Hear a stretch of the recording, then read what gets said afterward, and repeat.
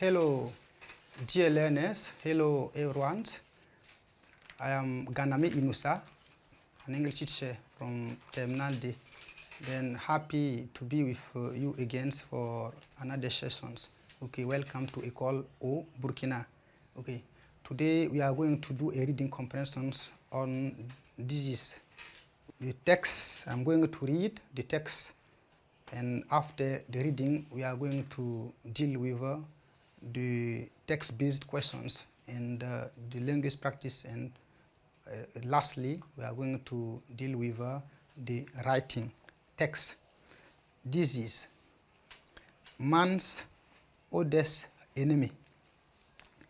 Infectious diseases are often caused by specific organisms, normally by viruses and bacteria, but sometimes by protozoa or fungi.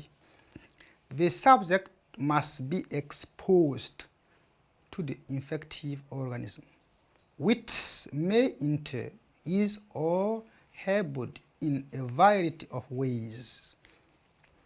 If it does so and establishes itself in the tissues of the host, this is the moment of infections.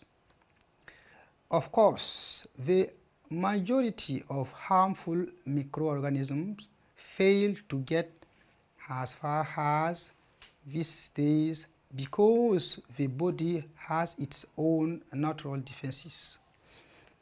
Once established, the infective organism multiplies within the body, and this may take several days or even longer. This period is the incubation of the disease, and during it there are no visible signs that the body is infected.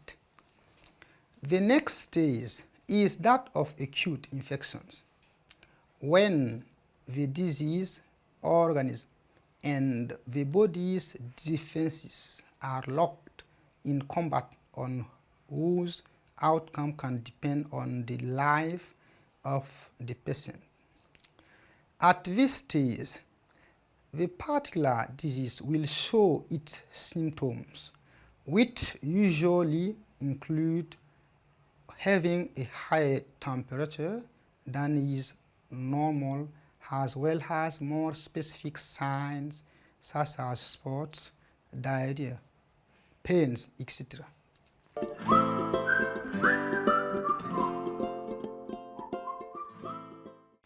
Each disease runs its particular course and may last for days or even weeks.